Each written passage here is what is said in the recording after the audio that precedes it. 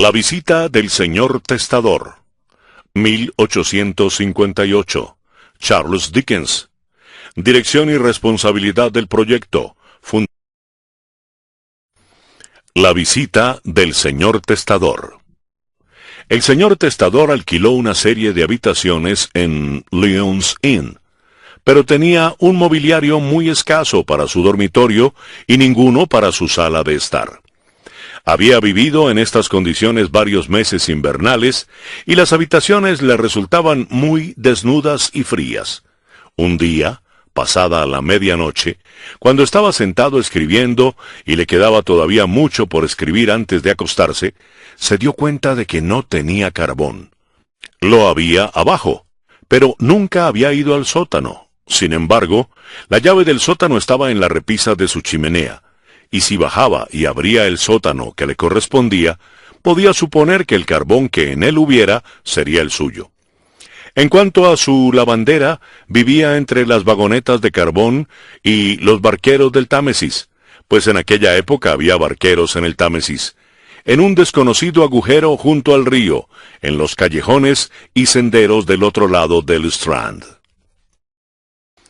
Por lo que se refiere a cualquier otra persona con la que pudiera encontrarse o le pudiera poner objeciones, Lyons Inn estaba llena de personas dormidas, borrachas, sensibleras, extravagantes, que apostaban, que meditaban sobre la manera de renovar o reducir una factura, todas ellas dormidas o despiertas, pero preocupadas por sus propios asuntos.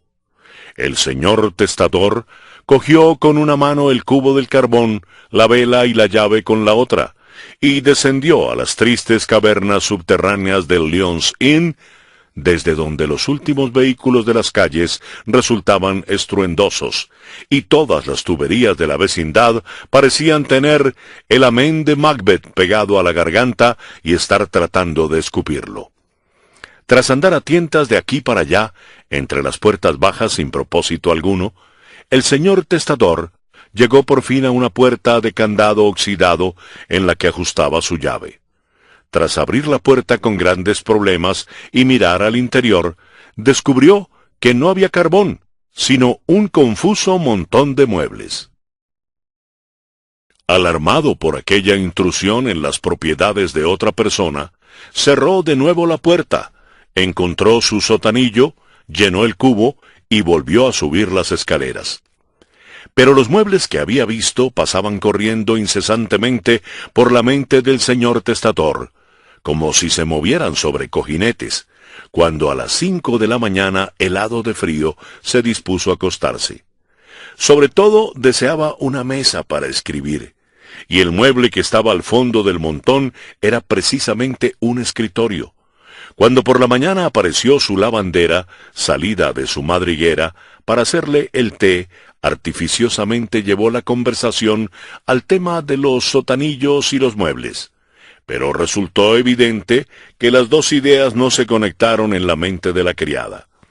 Cuando ésta le dejó solo, sentado ante el desayuno, y pensando en los muebles, se acordó que el cerrojo estaba oxidado, y dedujo de ello que los muebles debían estar almacenados en los sótanos desde hacía mucho tiempo, que quizás su propietario los había olvidado, o incluso había muerto. Tras pensar en ello varios días, durante los cuales no pudo obtener en Lyons Inn noticia alguna sobre los muebles, se desesperó, y decidió tomar prestada la mesa. Lo hizo aquella misma noche. Y no tenía la mesa cuando decidió tomar prestado también un sillón, y todavía no lo tenía cuando pensó coger una librería, y luego un diván, y luego una alfombra grande y otra pequeña. Para entonces se había dado cuenta de que ese había aprovechado tanto de los muebles que no podía empeorar las cosas si los tomaba prestados todos. Y en consecuencia lo hizo así y dejó cerrado el sotanillo. Siempre lo había cerrado tras cada visita. Había subido cada uno de los muebles en la oscuridad de la noche, y en el mejor de los casos se había sentido tan perverso como un ladrón de cadáveres. Todos los muebles estaban sucios y costrosos cuando los llevó a sus habitaciones, y tuvo que pulirlos como si fuera un asesino culpable mientras Londres dormía. El señor Testator vivió en sus habitaciones amuebladas 2 o 3 años o más, y gradualmente se fue acostumbrando a la idea de que los muebles eran suyos. Era esa una sensación que le resultaba conveniente hasta que de pronto, una noche, a una hora tardía, escuchó unos pasos en las escaleras, y una mano que rozaba la puerta buscando el llamador, y luego una llamada profunda y solemne, que actuó como un resorte en el sillón del señor Testator, lanzándolo fuera de él, pues con gran prontitud atendió a la llamada. El señor Testator se acercó a la puerta con una vela en la mano y encontró allí a un hombre muy pálido y alto. Estaba un poco encorvado. Sus hombros eran muy altos, el pecho muy estrecho y la nariz muy roja, un tipo verdaderamente cursi. Se envolvía en un raído y largo abrigo negro que por delante se cerraba con más agujas que botones, y oprimía bajo el brazo un paraguas sin mango, como si estuviera tocando una gaita. «Le ruego que me perdone, pero ¿puede usted informarme?», empezó a decir, pero se detuvo. Sus ojos se posaron en algún objeto de la habitación.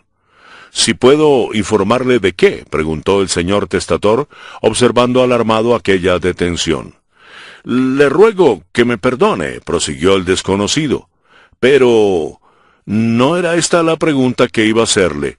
¿No estoy viendo un pequeño mueble que me pertenece?». El señor Testator había empezado a decir, tartamudeando, que no sabía cuando el visitante se deslizó a su lado, introduciéndose en la habitación. Una vez dentro, con unas maneras de duende que dejaron congelado hasta el tuétano al señor Testator, examinó primero el escritorio y dijo «mío», luego el sillón del que dijo «mío», luego la librería y dijo «mía», luego dio la vuelta a una esquina de la alfombra y dijo «mía». En resumen, inspeccionó sucesivamente todos los muebles sacados del sotanillo, afirmando que eran suyos. Hacia el final de la investigación, el señor Testator se dio cuenta de que estaba empapado de licor, y que el licor era ginebra, pero la ginebra no le volvía inestable ni en su manera de hablar ni en su porte, sino que le añadía en algunos aspectos cierta rigidez. El señor Testator se encontraba en un estado terrible, pues, según redactó la historia, por primera vez se dio cuenta plenamente de las consecuencias posibles de lo que había hecho intrépida y descuidadamente. Después de que estuvieron un rato en pie, mirándose el uno al otro, con voz temblorosa empezó a decir: «Señor, me doy cuenta de que le debo la explicación, compensación y restitución más completa. Los muebles eran suyos.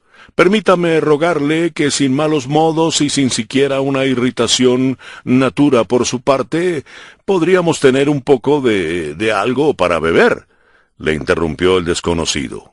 «Estoy de acuerdo». El señor Testator había pensado decir un poco de conversación tranquila, pero con gran alivio aceptó la enmienda. Sacó una garrafa de ginebra. Estaba procurando conseguir agua caliente y azúcar cuando se dio cuenta de que el visitante se había bebido ya la mitad del contenido. Con el agua caliente y azúcar, la visita se bebió el resto antes de llevar una hora en la habitación, según las campanas de la iglesia de Santa María del Strand. Y durante el proceso susurraba frecuentemente para sí mismo «mío».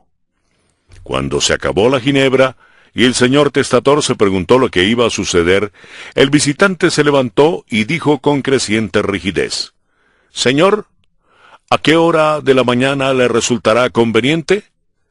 «A las 10», se arriesgó a sugerir el señor Testator. «A las 10 entonces. Señor, en ese momento estaré aquí», afirmó, y luego se quedó un rato contemplando ociosamente al señor Testator para añadir: «Que Dios le bendiga. ¿Y cómo está su esposa?». El señor Testator, que no se había casado nunca, Respondió con gran sentimiento, con gran ansiedad la pobre, pero bien en otros aspectos. Entonces el visitante se dio la vuelta y se marchó, cayéndose 2 veces por las escaleras. Desde ese momento no volvió a saber de él. No supo si se había tratado de un fantasma, o de una ilusión espectral de la conciencia, o de un borracho que no tenía ninguna relación con el cuarto, o del dueño verdadero de los muebles. Borracho, con una recuperación transitoria de la memoria, no supo si había llegado a salvo a casa, o no tenía casa alguna a la que iría.